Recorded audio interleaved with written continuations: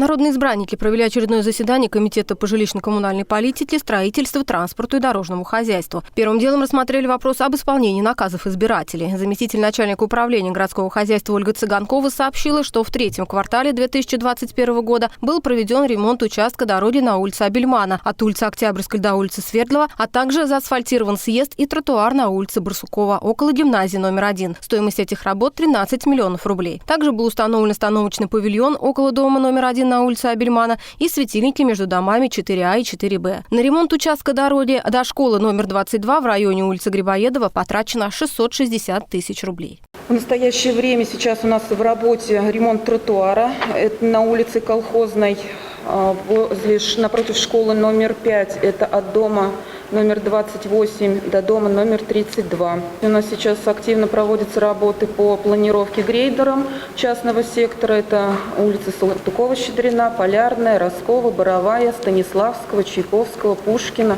Мира, Ковров 8, Заря, Волгодонская, Блинова, Олега Кошевого, Маховая, Воробьева, Ногина.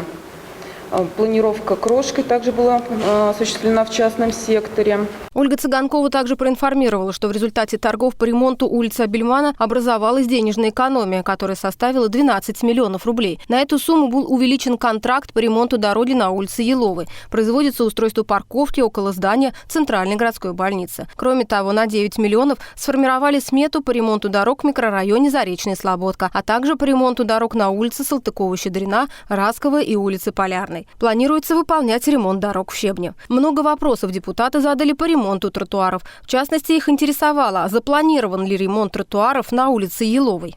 В этом году он был запланирован, я уже обозначала это на прежних комитетах, но в связи с недостаточностью денежных средств, к сожалению, его не включили в данный контракт.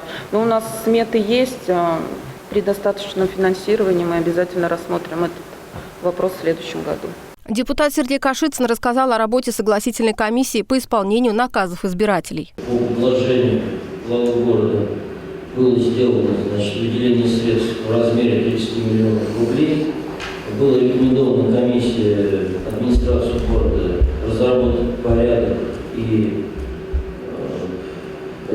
положение по данной программе сроком до 28 октября. Также обратиться с предложением к депутатам, и мы уже тоже вчера